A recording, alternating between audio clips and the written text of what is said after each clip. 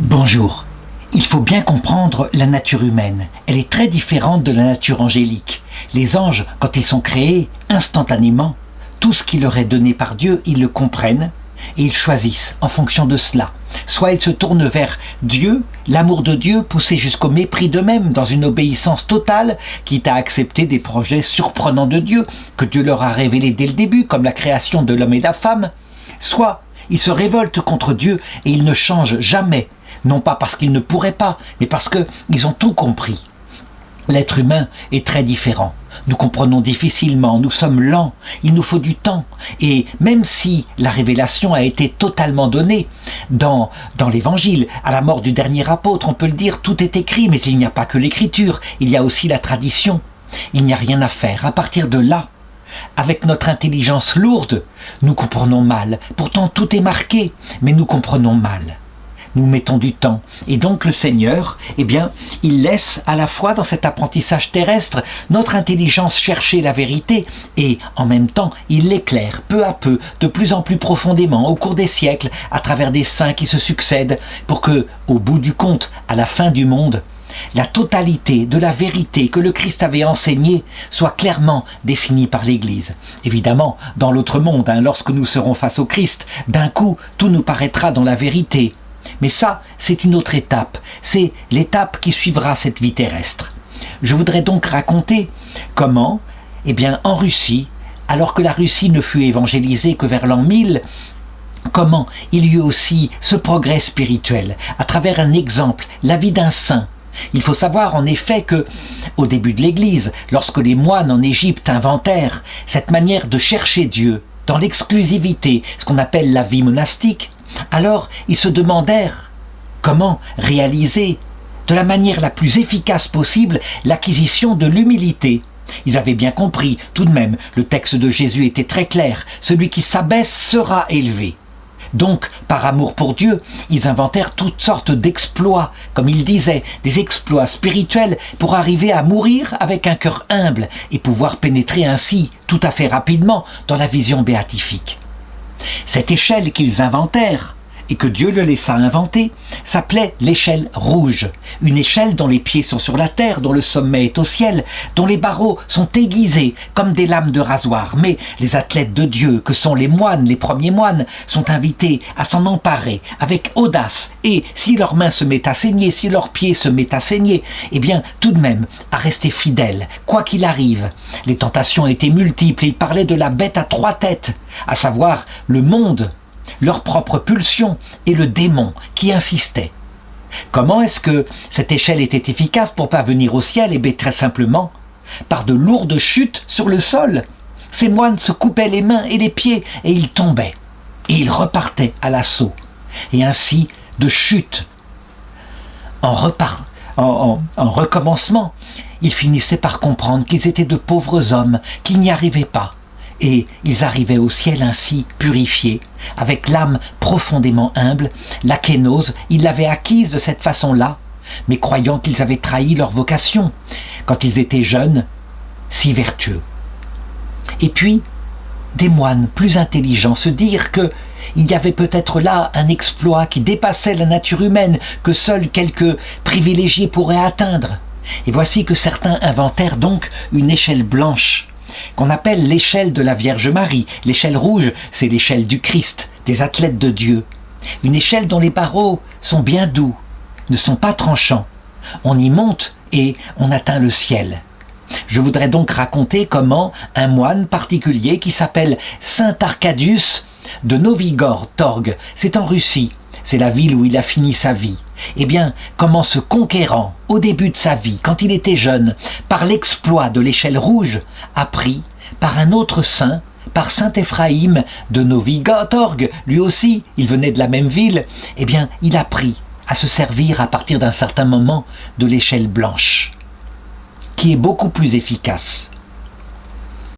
Selon le récit de sa vie, saint Arcadie naquit au début du XIe siècle, donc vers l'an 1000, disons à peu près, à Viarzma, dans le quartier de l'ancienne rue Ochanskaya. Et voici une carte, c'est plus simple d'indiquer l'endroit où ça se trouve globalement. On le voit bien, à l'ouest de Moscou. Il faut savoir donc qu'à cette époque-là, nous étions au tout début de l'évangélisation de la Russie. Et la Russie avait choisi de se tourner vers le christianisme, mais plutôt le christianisme à la manière de faire de l'église de Constantinople, donc de l'église grecque. D'ailleurs, des missionnaires étaient arrivés. Bientôt, ils allaient donner un nouvel alphabet pour pouvoir traduire en russe ce qui était déjà commenté depuis longtemps, depuis 1000 ans que l'Église en Grèce existait, par des pères et des docteurs de l'Église. L'Église latine, quant à elle, avec comme patriarcat Rome, qui existait en particulier en Pologne, qui commençait à exister, elle aurait bien voulu que la Russie se tourne plutôt vers cette forme de liturgie. La foi est la même. À cette époque-là, l'Église était totalement unifiée. Mais d'un côté, on avait une pratique en grec avec une liturgie, des chants, des poésies, et de l'autre, une liturgie en latin, peut-être un peu plus austère, peut-être parce que l'Église latine, depuis quelque temps, elle avait été conquise par des barbares germaniques. Toujours est-il que la Russie avait été fondée par des barbares, par des vikings, qu'on appelait les Varegs. Ils avaient remonté les rivières, ils s'étaient installés en particulier en Ukraine, et puis, peu à peu, la population avait augmenté. Pour bien comprendre comment le baptême ne produit pas son effet d'un seul coup, y compris sur les peuples, mais comment au début c'est une eau qui vient sur le visage, à l'extérieur du corps, puis peu à peu, génération suivante, par les enseignements reçus par les enfants, elle pénètre un peu sous le derme, pour enfin, au bout de très longtemps, finir par parvenir au cœur. Ben voilà, le grand évangélisateur, le roi de Russie, qui s'appelait Vladimir, quand à un moment donné il voulut prendre le pouvoir, mais qu'il avait deux petits frères, qui risquaient de lui faire ombrage, peut-être à un moment donné, de revendiquer leurs droits, tout simplement, il leur proposa de mourir, de passer dans l'autre monde, de disparaître pour le bien du peuple. Et ces deux frères, l'un s'appelait Boris, l'autre Gleb, qui avait à peine 20 ans, acceptèrent et ils moururent. Ainsi fut fondé autour de Vladimir, ce prince qui est canonisé, mais autour de ces deux frères qui acceptèrent de mourir pour la paix de leur peuple. Ainsi se fonda le christianisme en Russie. Un christianisme donc, on le voit, qui n'est pas particulièrement affiné au début. Arcadius, quant à lui, et on voit qu'il reçut un nom grec, il faisait partie d'une famille de commerçants, de marchands de la ville de Vyarsma, la famille Sirejchikov, une famille assez riche, mais une famille chrétienne, une famille qui apprit à leur enfant à chercher ce qu'il y avait de plus important, de plus éternel, ce qui est très curieux pour une famille de marchands. Ils auraient pu se laisser prendre éventuellement par la ruse que donne le commerce, acheter, vendre, bref, s'établir sur la terre. Mais non, ils lui apprirent ce qu'il y avait d'essentiel, que tout cela c'était pour vivre, mais que le bien vivre venait de la recherche du royaume de Dieu. Ce petit enfant, manifestement, il entendit le message, et, je dirais, si ses parents avaient pour lui une ambition, s'ils voulaient qu'il reprenne leur commerce, ils se trompèrent bien. Très vite, il suivit donc la voie de la perfection. On peut imaginer forcément qu'il lut des livres, qu'il s'inspira en particulier des apophthegmes des pères du désert, venant en particulier d'Égypte, mais aussi de Grèce, qu'avaient peut-être déjà à cette époque-là été traduits en russe. Et ainsi, il apprit que le meilleur moyen, c'était de tout quitter pour rechercher de manière absolue, quoi qu'il arrive, par les meilleurs moyens, les moyens les plus grandioses, rechercher à augmenter son amour de Dieu par l'acquisition de l'humilité. La mort à soi-même, le Seigneur y a beaucoup insisté, qui s'abaisse sera élevé. Évidemment, là, si on prend cette phrase seulement, on peut se dire, qu'on cherche à être grand. Donc on s'abaisse pour être grand. Il n'y a pas beaucoup d'humilité. L'humilité, elle est très difficile à acquérir. En effet, c'est une vertu particulière qui, quand on croit l'avoir, parce qu'on la regarde en soi, elle disparaît aussitôt, on se prend pour quelqu'un. Bref, en ce qui concerne, Arcadius, il commença par choisir l'exploit de la folie simulée. Pas n'importe quelle folie, Il se fit passer pour fou en ce sens qu'il s'habilla d'habits très pauvres et il commença à se promener dans la ville d'où il était issu, la ville de ses parents. Ainsi, ayant renié un peu la richesse de son père, Et les gens, effectivement, au début, pensèrent qu'il avait perdu l'esprit, qu'il était un doux innocent. Certains le méprisèrent, des enfants en particulier. Des adultes haussaient les épaules et disaient « c'est un marginal mystique, il est tombé dans l'excès de la religion ». Bref, ça marchait, l'exploit de la folie produisait un mépris par rapport au monde. Mais malheureusement, parce qu'il n'était pas expérimenté, eh bien d'abord il se mit à faire des gestes qui effectivement pouvaient aller dans le sens de sa folie. On le voyait par exemple quand des fêtes orthodoxes, enfin des fêtes catholique, puisque c'était une seule église à ce moment-là. Quand des fêtes se préparaient, il balayait les rues de la ville et il disait aux gens « Lavez vos âmes, je balaye la rue, mais lavez vos âmes, convertissez-vous, préparez-vous à la grande fête, la fête qui aura lieu dans quelques jours. » Et les gens, quelquefois, se disaient « Il n'est pas si faux que ça. Son discours se tient, c'est vrai, il faut se convertir, il ne faut pas centrer son âme sur les biens de la terre. » Ce qui fait que, plus tard, ceux qui choisirent la folie en Christ s'étaient dit qu'afin de paraître vraiment fou, il fallait éviter de parler, sinon les gens se rendaient bien compte très vite qu'on n'était pas du tout fou. Et au contraire, ils venaient vers soi, ils demandaient des conseils, ils demandaient une bénédiction pour un enfant. Et de cette façon-là, celui qui s'était fait passer pour fou afin d'atteindre à l'humilité devenait quelqu'un de populaire, quelqu'un d'extrêmement vénéré par tout le peuple qui disait « cet homme-là est un homme proche de Dieu. Allons vers lui, nous obtiendrons des grâces. » Pourtant, Dieu sait si Arcadius essaya. Il est raconté dans le récit de sa vie qu'il mangeait l'aumône qu'on lui donnait, ce qui veut dire qu'il ne vivait que de dons. Il dormait où il le pouvait, dans la forêt, sur le porche de l'église, et il vivait ainsi, ne se souciant que de Dieu, passant sa journée dans la prière, dans les jeûnes, dans le détachement des vanités de la vie. Manifestement, l'Esprit Saint devait être content de lui, puisqu'il se mit à prononcer des paroles, par exemple pour quelqu'un qui lui demandait conseil.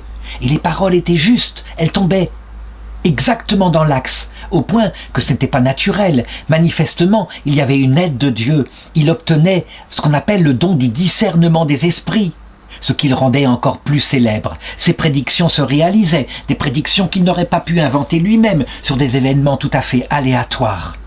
Bref, il était en train de devenir célèbre, glorieux. À cette époque-là, le plus grand miracle que Dieu fit par ses mains, c'est celui de l'histoire des serpents. Un jour, alors qu'il priait à son habitude sur un rocher, voici qu'une femme désespérée s'approcha de lui. Elle tenait dans ses bras un bébé qui avait été mordu par un serpent. Et lui, pris de pitié, il répondit aux supplications de la maman. Il se mit à prier pour l'enfant, et l'enfant guérit, il ne mourut pas. Et on dit que, par la même occasion, voyant autour de lui la campagne, il dit « Gloire à Dieu dans la Trinité, que les reptiles ne soient plus dans la ville de Vyarzma, ni à Trentrevestre à partir de maintenant. » Et de fait, on raconte que, depuis des siècles, effectivement, alors que la ville est entourée de marais, il n'y a plus de serpents autour de la ville et que ça vient de la malédiction que donna ce jour-là Saint Arcadius. Bref, c'est évident, ça devenait dangereux et l'Esprit Saint lui-même semblait s'opposer ainsi à l'acquisition de l'humilité qui était dans le cœur d'Arcadius. Vraiment, parfois, on se dit « Mais que veut l'Esprit Saint ?» Eh bien justement, l'Esprit Saint est là pour nous faire progresser. Et justement parce que Saint Arcadius essayait d'être humble, mais manifestement n'avait pas pris le bon moyen, l'échelle rouge n'était pas très efficace. Alors Dieu lui envoya un ange, un envoyé. Pas un ange venant du ciel, un ange de la terre, quelqu'un d'expérimenté, un sage qui lui avait réfléchi depuis bien plus longtemps, qui était bien plus âgé. Il s'appelait Éphraïm. Éphraïm, le thaumaturge, donc lui aussi était rempli de dons spirituels donnés par Dieu, mais depuis longtemps, il ne faisait plus attention. Il le savait, ça venait de Dieu, c'était pas à cause de ses mérites. Il le disait toujours, Je suis l'âne qui porte le Seigneur. Quand les gens applaudissent, est-ce qu'ils applaudissent l'âne ou est-ce qu'ils applaudissent le Seigneur? Il venait de la ville de Novotorishki, et quand il passa un jour par la ville où était Arcadius, on lui raconta cet homme de noble famille ou de famille riche, qui ainsi cherchait à servir Dieu par le moyen de la folie. Alors, eh bien, Éphraïm s'approcha de lui, s'entretint avec lui, se rendit compte évidemment qu'il n'était pas fou du tout, qu'il était dans la recherche de Dieu, et il lui prodigua des conseils très judicieux. Il lui enseigna très exactement le but de la vie chrétienne. Oui, il fallait acquérir l'humilité. On ne peut pas voir Dieu sans mourir à soi-même. Le Seigneur l'a dit, si le grain de blé tombé en terre ne meurt pas, il ne porte pas de fruits. C'est clair, mais il ne faut pas faire par n'importe quel moyen. L'exploit de la folie est très imprudente. On peut à la rigueur y arriver si on se tait et si les gens certainement sont persuadés qu'on est fou. Dans ce cas-là, éventuellement ça peut marcher, mais encore, quelquefois, à l'intérieur de soi, dans la petite cellule de son âme, comme on sait très bien qu'on n'est pas fou, alors on s'enorgueillit. Et il se mit à lui parler d'un autre moyen bien plus efficace, la fameuse échelle blanche dont j'ai parlé au début de cette vidéo, qui chez nous, latin, a été décrite par Sainte Thérèse de l'Enfant Jésus, Sainte Thérèse, docteur de l'Église catholique, qui était morte bien plus tard, qui est morte en 1897, mais qui a laissé une petite voix. Et la petite voix de Sainte Thérèse, c'est très exactement ça, l'échelle blanche. Alors plutôt que de raconter ce que Saint Éphraïm a dit à Saint Arcadius, puisque je n'étais pas là, je ne suis pas au courant, et Saint Éphraïm n'a pas écrit, je voudrais la raconter, cette échelle blanche, par la voix de Sainte Thérèse de l'Enfant Jésus. Elle le raconte elle-même. Je vais donner une petite voie bien droite, bien directe, qui conduit à la vie éternelle. Plus tard, après sa mort, elle apparut dans un couvent de carmélites situé à l'extrême sud de l'Italie. Et là, elle expliqua à la mère abbesse que si sa voie n'avait pas conduit au salut, elle serait venue sur terre pour l'indiquer et pour se méfier de son livre, mais qu'elle était persuadée, toujours depuis le ciel, que c'était le bon chemin. Et elle raconte ceci. Mon gros défaut, elle ne le dit pas comme cela, mais je raconte. Mon gros défaut à moi, petite sœur Thérèse, c'était l'agacement. Un défaut sans doute féminin. Je voyais tout avec mes yeux, je voyais tout chez les autres sœurs, tout ce qu'ils faisaient, et surtout j'entendais tout. Le moindre bruit, le moindre petit grincement, même pendant l'oraison qui durait 1 heure le matin, 1 heure l'après-midi. Dans le couvent, dans la chapelle du couvent, je l'entendais. Et ça provoquait en moi un agacement suprême. Au point qu'à parfois, je sentais la sueur qui coulait dans mon dos. Par exemple, un jour, à l'oraison, il y avait une petite sœur, très âgée, et qui avait la manie, durant l'oraison, sans doute de faire un petit bruit avec ses dents, je ne sais pas comment, mais un petit bruit que seul moi, avec mon ouïe fine, je pouvais entendre. Et c'était terrible, abominable. À un moment donné, ne pouvant plus supporter, au lieu de lui faire la remarque d'arrêter de grincer des dents, je décidai d'écouter cette musique et d'en faire un hymne à la gloire de Dieu. Ainsi, toute mon oraison passait à écouter ce grincement et de louer Dieu par l'intermédiaire de cette musique céleste. Une autre fois, au lavoir, c'était une sœur, un peu brouillonne, un peu bruyante, et quand elle battait le linge, eh bien, elle m'envoyait à la figure de l'eau qui jaillissait sur moi. J'aurais pu lui faire la remarque douce amère, mais pas du tout. Je décidai alors avec patience d'accepter cet éblouissement, ou plutôt ce bain purificateur de mon âme.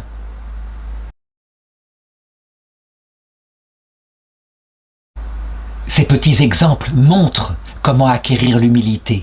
Chaque circonstance de la vie, chaque petit agacement, chaque petite contrariété peut devenir un immense sacrifice fait pour Dieu. Et Dieu, il s'en contente. Si notre âme, dans l'obéissance aux contradictions de la vie, dans l'obéissance à ses supérieurs, notre âme ainsi en vie. Et de fait, dit Sainte Thérèse, ça peut être appliqué dans n'importe quelle vie, dans la vie du mariage, les contradictions du couple, l'éducation des enfants, les contradictions du travail, bref, partout, on peut trouver des occasions ainsi d'humilier son âme, de l'abaisser, de se faire tout petit. Évidemment, cette voie de l'échelle blanche, elle est adaptée à des religieuses en premier lieu qui ont renoncé à leur volonté propre. Et c'était la voie que saint Arcadius voulait prendre, évidemment. Mais lorsqu'on est dans la vie de famille, si on se contente de chercher sa sanctification en acceptant toutes les humiliations, ça ne va pas. Parfois, il faut être capable aussi de donner une correction à ses enfants parce qu'ils abusent. On le sait bien, pour leur bien, il faut aussi de l'autorité. Donc attention, ne pas l'appliquer bêtement. Mais en tout cas, pour quelqu'un qui ne cherche qu'à mourir à soi-même, et c'est le cas de ceux qui se sont consacrés à Dieu dans la vie monastique, c'est le meilleur moyen pour acquérir à la fin de sa vie un cœur tout humble. Les conseils de saint Éphraïm de Novotorsk étaient des conseils judicieux, d'autant plus que lui, il le savait, il avait été au cœur du pouvoir. Il avait assisté à la mort volontaire de saint Boris et Gleg, et du coup, il considérait ces deux jeunes hommes, âgés d'à peine 20 ans, comme j'ai parlé tout à l'heure, comme des saints, comme des fondateurs de la Sainte Russie. D'ailleurs, tout le reste de sa vie, on peut le dire, saint Éphraïm ferait tout ce qu'il peut pour répandre leur culte, faire qu'ils soient canonisés, faire qu'on les considère comme véritablement des fondateurs de la Russie chrétienne. Plus peut-être encore que saint Vladimir, qui lui, comme je l'ai dit, avait quelques reproches à se faire, mais qui organisa les choses, donc il est aussi canonisé. La direction spirituelle de saint Éphraïm était si profonde, si merveilleuse que, on peut le dire, Arcadius se mit à son école. Il devint son disciple immédiatement. Il le considéra comme son mentor ou son père spirituel, son starets, comme on dit en Russie, c'est-à-dire son conseiller spirituel, un sage, un vieillard. Et il le suivit. Donc, quand saint Éphraïm partit, quitta la ville de Vyarzma, on peut le dire, il se mit à sa suite, il le suivit et il voulait participer à ce qu'il voulait fonder, un monastère cénobitique. Cénobitique, c'est un terme grec qui signifie un monastère de vie commune. C'était même pas des ermitages qu'il voulait fonder, il le disait. Au début, il faut commencer par une voie simple, modérée. Être ermite, c'est pareil, c'est une voie dangereuse, c'est l'échelle rouge. On se met dans la solitude, on est attaqué par les trois, la bête à trois têtes, et donc on risque très bien de tomber. Dans le meilleur des cas, on y apprend l'humilité, et dans le pire des cas, on retourne dans le monde pour se livrer à des plaisirs, parce que tellement on a été tenté dans le désert. Donc la vie cénobitique, avec une vie raisonnable, des ascèses raisonnables, l'obéissance à son supérieur, obéissance absolue, non pas surtout, attention, ce sont des chrétiens. Il y a d'abord l'obéissance au Christ, mais l'obéissance à ses supérieurs pour tout ce qui est de l'ordre du fort externe. Être à telle heure à l'office, être à telle charge particulière. Ça, une obéissance absolue, pour renoncer à sa volonté propre. Voilà ce que saint Éphraïm apprit à saint Arcadius. Il le suivit, et donc il commença à construire avec lui un monastère. Saint Éphraïm voulait construire un monastère en pierre, pas seulement en bois, un monastère pour honorer la passion de Boris et de Gleb. Et saint Arcadius mena le beau combat. Et c'est vrai par ce moyen de l'obéissance autour de frères qui étaient sans pitié, qui lui manifestaient ses défauts, et donc il pouvait progresser ainsi. Eh bien, il progressa effectivement en sainteté. Il aida à construire en particulier l'abbatiale autour du monastère dédié à saint Boris et saint Gleb. Et le temps passa ainsi, et il atteint l'âge canonique de 53 ans à peu près, quand son maître spirituel, saint Éphraïm, mourut, le 28 janvier 1053. Alors, saint Arcadius n'avait plus son mentor, mais il avait tout ce qu'il avait laissé comme conseil, et donc il continua, attendant la venue du Christ. Dans les 25 années qui suivirent le reste de sa vie sur terre, il continua à vivre selon la même règle que lui avait donnée saint Éphraïm. Ce qui est curieux, c'est que durant ces 25 ans, je n'ai aucun récit de miracles extérieurs, mais probablement qu'il continua d'en faire, que Dieu continua d'en faire par ses mains. Mais cette fois, c'était tout changé. Les miracles, s'ils avaient lieu, parce qu'il avait pris le bon chemin, et qu'il était donc sans illusion sur lui, ne risquaient plus de l'enorgueillir, vraiment. Alors qu'au départ, tout ce qu'il avait fait, comme chasser les serpents, et les serpents n'étaient toujours pas revenus à notre époque, eh bien, tout ce qu'il avait fait risquait de l'entraîner vers la vanité. Il mourut, dit-on, le 13 décembre de l'année 1077 et il fut enterré dans l'église cathédrale de Boris et de Gleb, sur le côté droit du porche, près des portes occidentales, là où les gens pouvaient, maintenant, quand ils entraient dans l'église, marcher par-dessus son corps. Et c'était volontaire. De cette façon-là, il voulait, après sa mort, signifier la valeur qu'avait l'abaissement de soi. Le culte autour de son tombeau resta stable, fidèle, Un peu comme dans l'Église latine, on dit à un moment donné que quand le culte et le souvenir restent stables, c'est qu'il y a manifestement quelque chose, au moins au niveau local. Et donc, ce fut 500 ans après sa mort, entre 1584 et 1587, que le Saint-Synode de Moscou décida de le béatifier. Béatifier, ça veut dire un culte de vénération locale. La canonisation existe aussi dans l'Église catholique, et ça c'est un culte pour l'Église universelle. Évidemment, comme c'est l'usage dans l'Église orthodoxe, on demanda à des hymnographes de composer une liturgie pour l'honneur de sa fête, et donc ils se mirent avec l'hymne acatiste, c'est-à-dire cette liturgie avec des chœurs alternés qu'on voit dans l'orthodoxie, où un chœur répond à un autre chœur et chante et raconte ainsi, de manière psalmodiée, la vie du saint. Je voudrais juste lire l'oraison finale avec, on dit, la voix 4, c'est-à-dire un ton particulier de la musique. Les musicologues sauront à quoi ça correspond. Guidé par votre maître spirituel, le vénérable Père Éphraïm, vous fûtes, Père Arcadie, un merveilleux zélote de l'obéissance. Vous vous êtes retiré de la vanité mondaine et êtes devenu un excellent moine. En luttant avec zèle pour le Christ Dieu, vous avez reçu la couronne de gloire céleste et maintenant, avec le vénérable Père Éphraïm, debout devant le trône du Très-Haut, priez pour nous, pour notre délivrance. Et de tous les troubles, de toutes les peines, priez pour le salut de notre âme.